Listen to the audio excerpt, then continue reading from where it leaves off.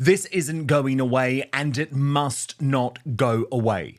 The rape and torture scandal facing Prince Harry, as Meghan Markle panics over a cash crisis, has just finally exploded into the mainstream. And it's about time, isn't it? Because we have been talking about the absolute humanitarian catastrophe attached to Prince Harry's African Parks charity for years. And this cannot be ignored. And his silence over this cannot be ignored. And his reputation, which is already in the bin as a result of the F-ups at Centre Bali, the closure of Archewell, and the financial and PR calamity attached to the Invictus Games, doesn't even compare to what is going on in Africa. And if Harry was a man who gave a damn about Africa, if Meghan was a woman who, remember, so proudly boasts that she's part Nigerian, then why the hell have they not got on a plane?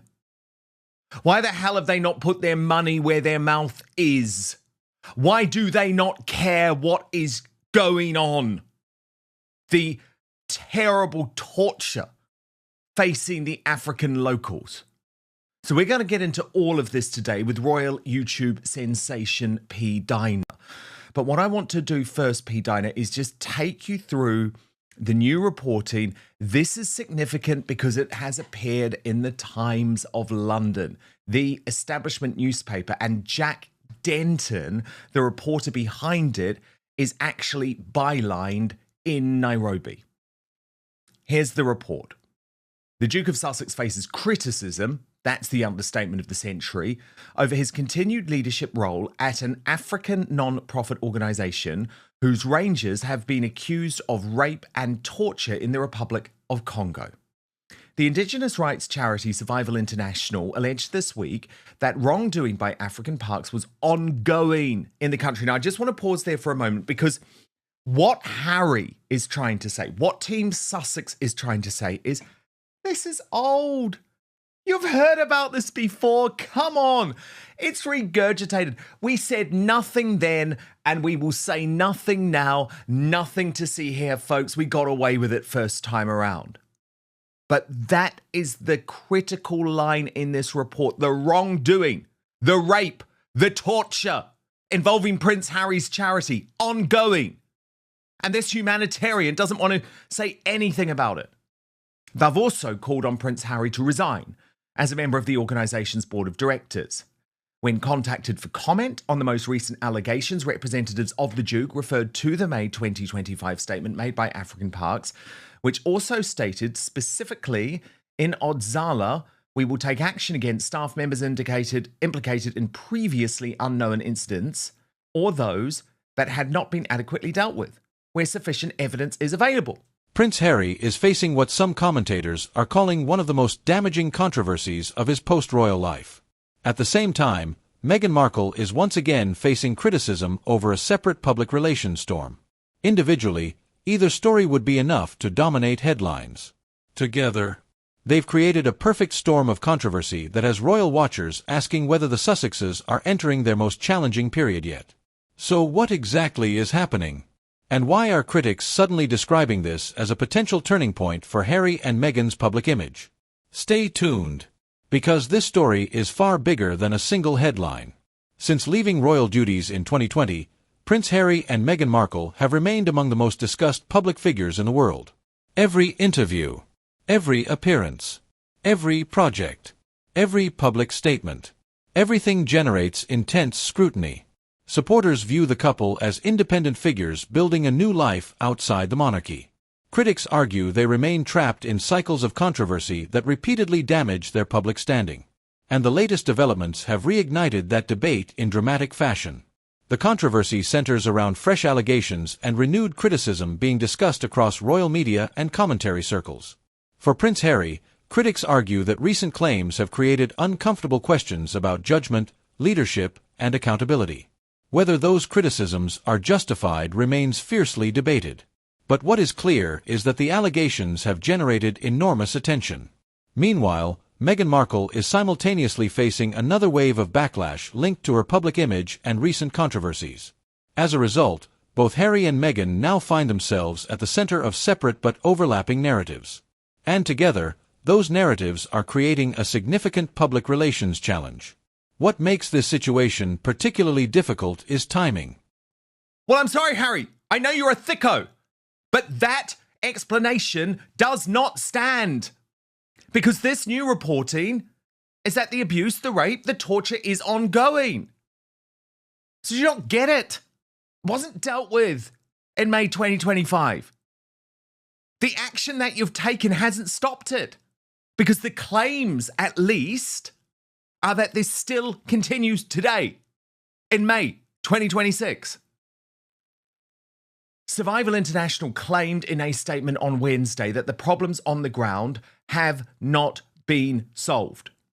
The organisation criticised the Duke, who was president of African Parks for 6 years until joining the board in 2023, for attending a fundraising event in Arizona this week, as the organisation seeks to raise an additional $1 billion. And by the way, we'll get to that fundraising event, but it was where Harry, as usual, was like a pig in shit, surrounded by rich people at a posh American dinner, being hailed as a royal guy. That's what he loves. But he doesn't actually give a damn about what is happening on the ground in Africa. A leader of the Baka community has told Survival International, "We don't work with them. The way the African Parks treats us here is violent." The community leader, whose identity was kept confidential to prevent retribution by African Parks-funded rangers who continue to manage Odzala Kukua, added African Parks want to make us disappear. Caroline Pierce, director of Survival International, said, "It is outrageous to see Harry's continued support to African Parks despite the horrific human rights abuses committed by its rangers against the Baka."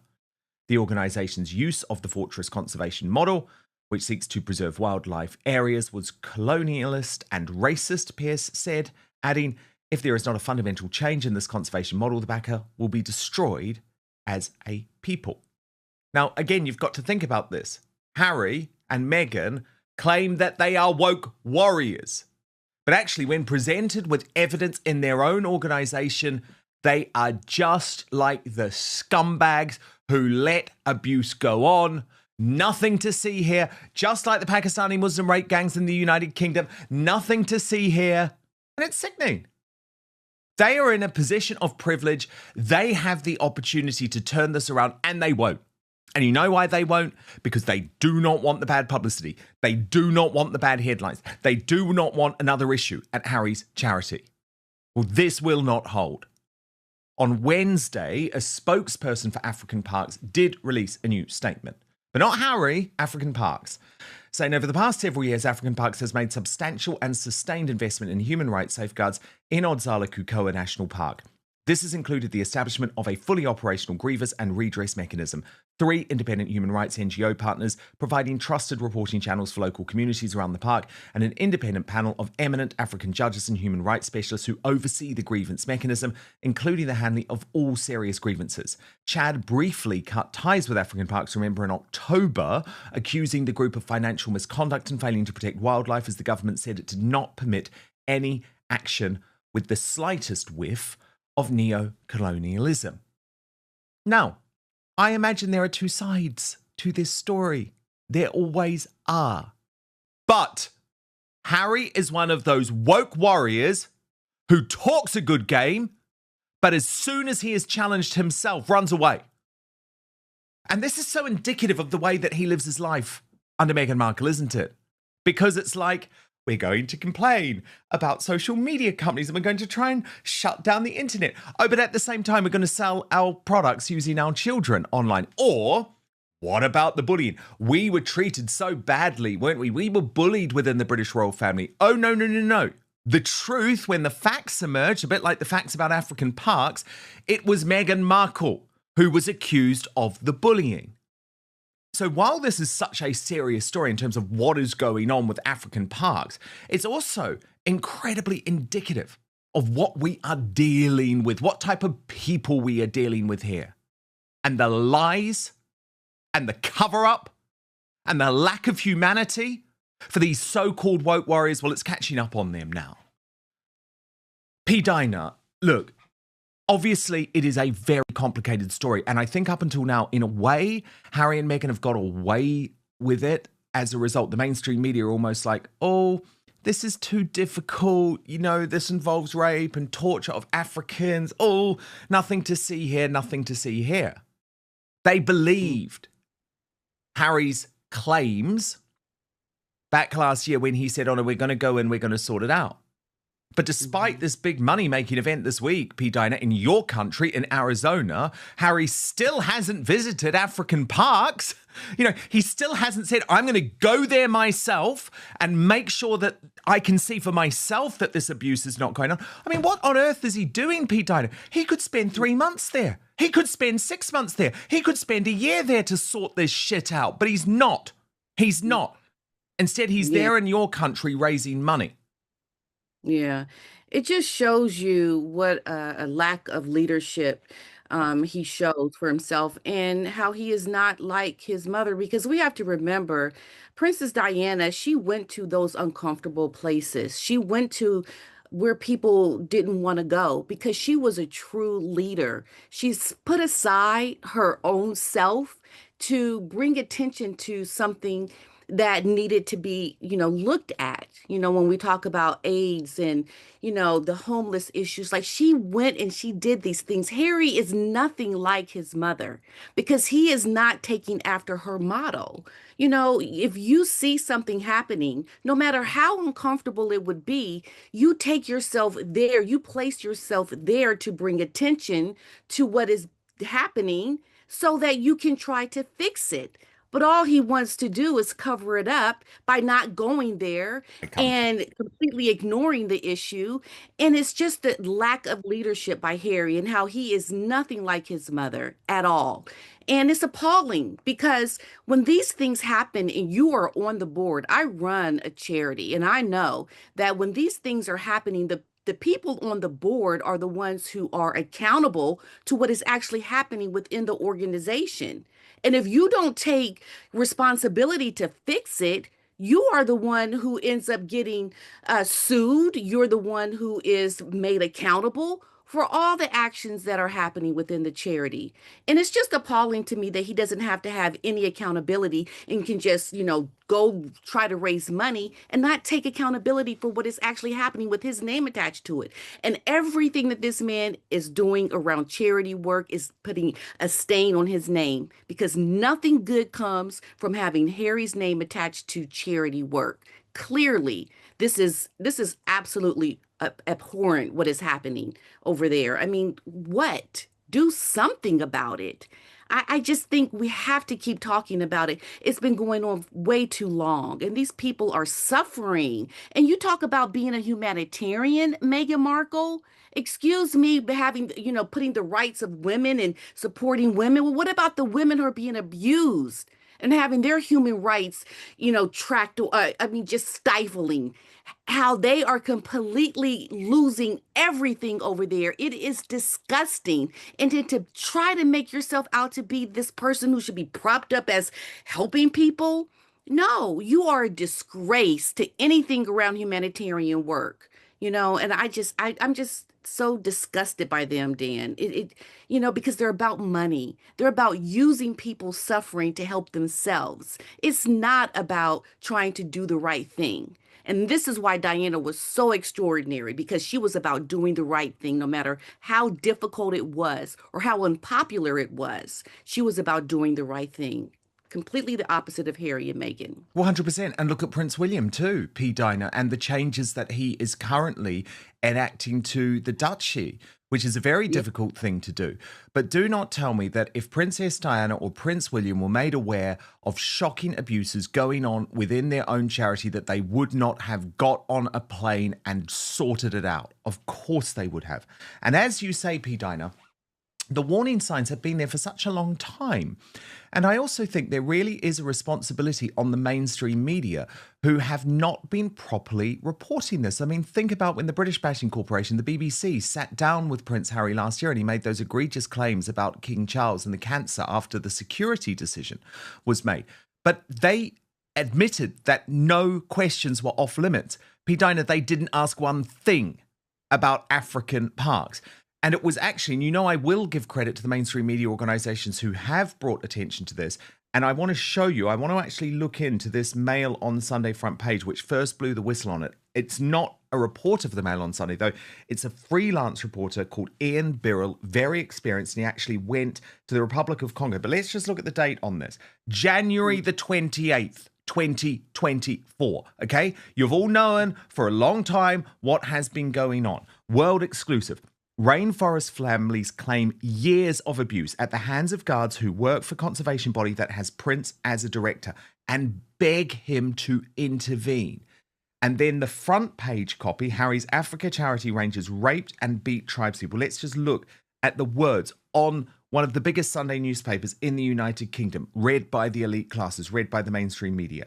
A leading conservation charity that Prince Harry helps run has been accused of operating an armed militia engaged in the beating, rape, and torture of Indigenous people in Africa. An investigation by the Mail on Sunday has discovered horrifying evidence of intimidation in the rainforests of the Republic of Congo by guards managed and paid by the African Parks charity. Prince Harry was its president for 6 years until elevated to the governing board of directors last year. The fast expanding charity, backed by a billionaire who is part of the consortium that owns Chelsea Football Club, manages huge swaths of forests and national parks in 12 African countries in partnerships with government and boasts that it saves wildlife by working with local communities.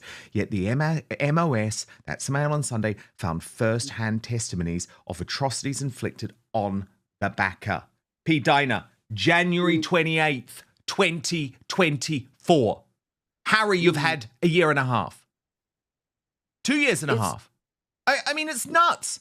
But this is on the media too, P. Dinah, who should have turned this into a massive scandal, but didn't, because it didn't fit the narrative. Yeah, I'm almost wondering, what has been going on behind the scenes in around protecting Harry. I think at some point, he has some protections. Why exactly, like you're saying, why have there not been, a huge amount of press around this issue?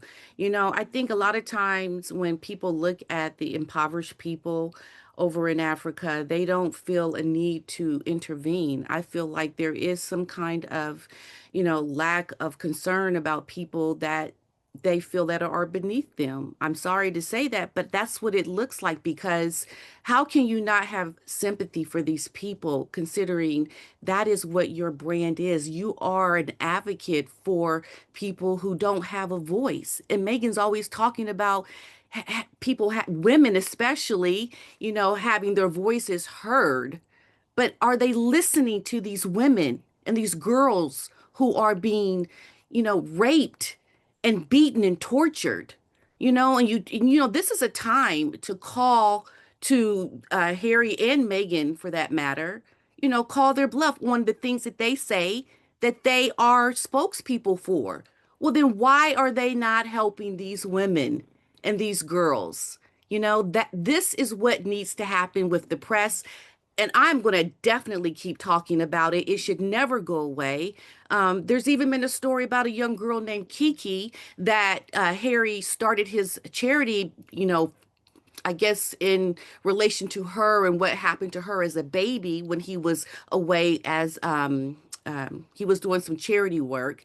And this child, Kiki, was the motivation for Harry to want to, help this girl and other children like her who were abused.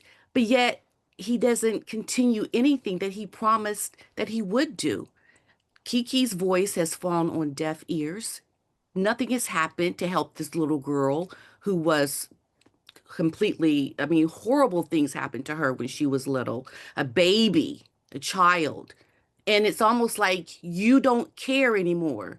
And why has this happened? Because I think that had they gone to Africa and lived over there, like it was discussed before, they would have really been doing something that was meaningful for the people that they once said that they wanted to help.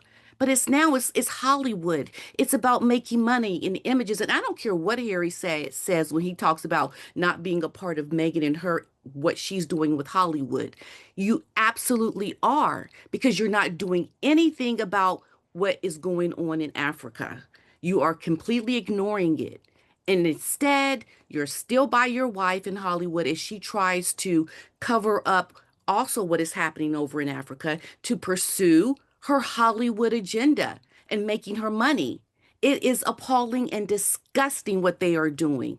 And I hope that people continue to speak out against this and call them out because they are not about what they say they want to do.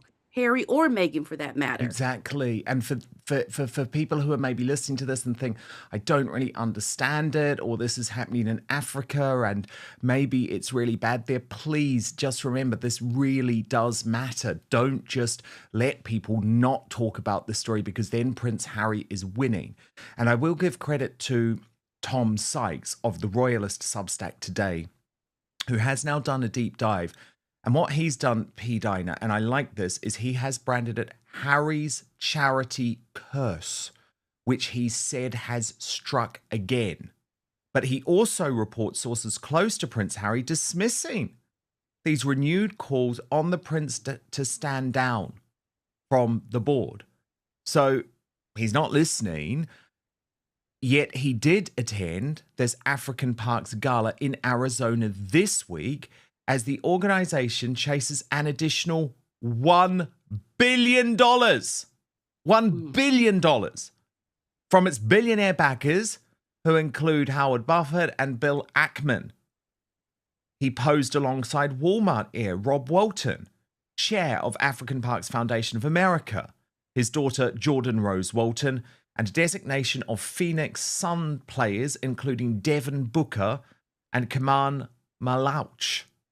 In his onstage remarks, Harry described a 5-year effort designed to secure and expand effective management of Africa's most critical protected areas, strengthening our existing portfolio, expanding into new priority landscapes, and building long-term conservation capacity across the continent. One of the Walton entourage gushed afterwards on social media that when exceptional humans come together with heart, generosity, and purpose, incredible things happen. Oh yeah, really? Well, as Tom Sykes says, out in Odzala Kukua National Park, things look rather different. And if these exceptional human beings with heart and generosity really wanted to do the right thing, wouldn't they be on a private jet to Africa tomorrow to be trying to save the Baka people? But Tom Sykes goes on and actually really links this to a much bigger problem contextually for Harry. And he says it's not about the specific allegations, grim though they are. It is that African Parks now joins a growing list of philanthropic vehicles bearing his name, at which that name now seems to generate more negative headlines than headway. Archewell, the Sussex's own foundation, was closed down in December. Centre Bali, the Lesotho-focused charity Harry co-founded in memory of his mother, has spent more than a year in open civil war. And we know there is a court case coming up involving Sophie Chandoka. Invictus's proudest creation is not in crisis, but questions are being asked about expenses the foundation's cost base and whether the 2027 Birmingham Games can be delivered without further reputational accidents. The Duke's own security arrangements around the event remain a running headache for him and for organisers. Sykes goes on. As Queen Elizabeth tried to warn Harry and Meghan, mixing money-making with charity, with being a royal, with politics, all without proper logistical and establishment support, is a risky business. He ignored her, but Harry's decision to refer journalists to a year-old statement suggests that a very Queen Elizabeth II strategy of neither complaining or explaining is in place for this issue. But again, P. Diner, I stress, it ain't going to hold. It's not going to work. You know, I look at what's happening with Harry and Meghan as a disaster similar to what happened with Andrew. There's no checks and balances around them at all, right? At least in the palace, you have the men in gray suits, you have those who are protecting, the institution. Harry and Meghan are just out there running roughshod, completely like what Andrew did with no checks and balances.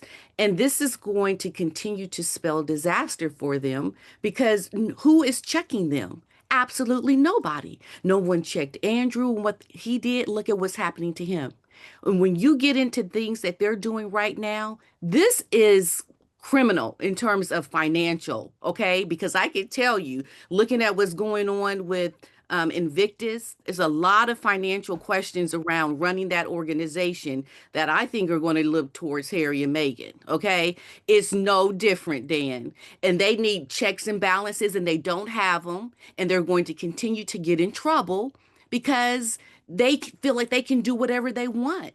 But you can't, because these are things that you have to be accountable for as a leader. That is what you do.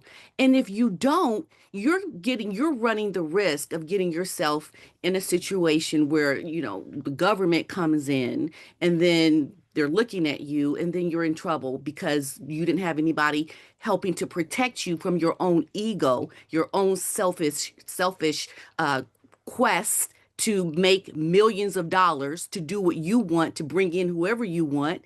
And when that happens, you end up, actually getting yourself into a lot of trouble.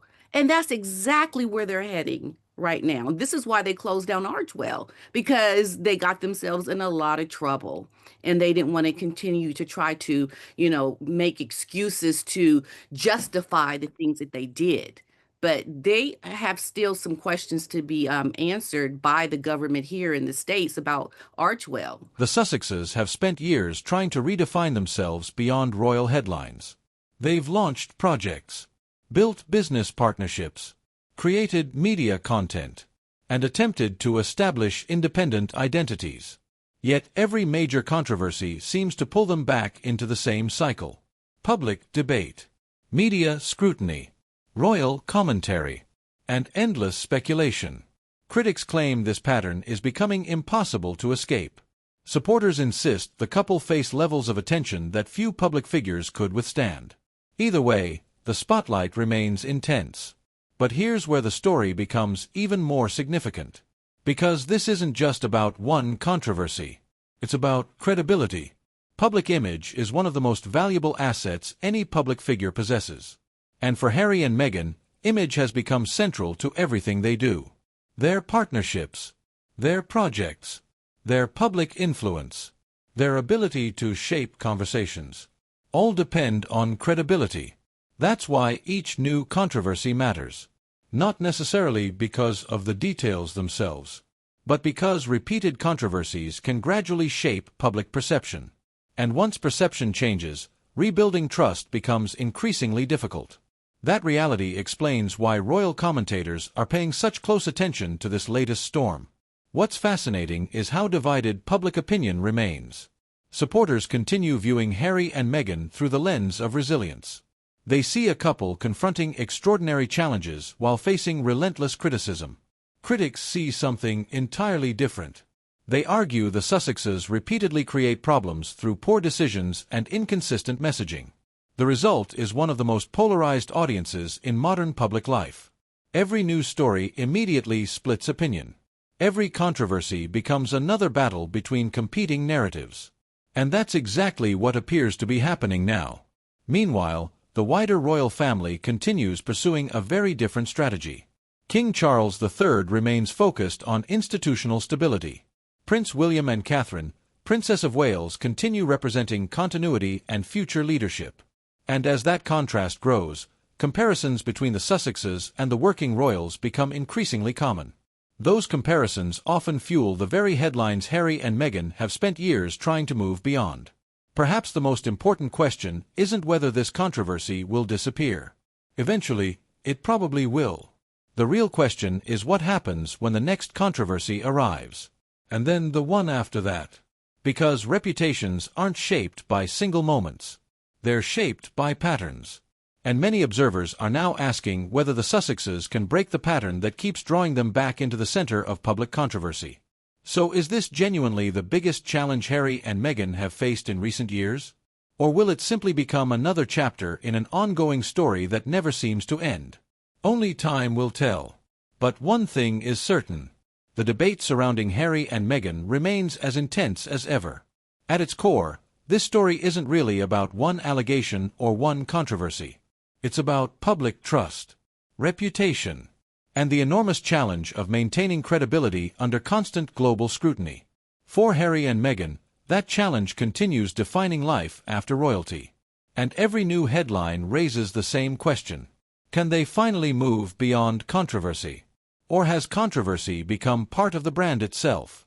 If you enjoy royal news, palace drama, and in-depth analysis of the biggest stories involving Harry, Meghan, William, Catherine, and the royal family, make sure you subscribe and turn on notifications, because the next royal headline could be even more explosive than this one.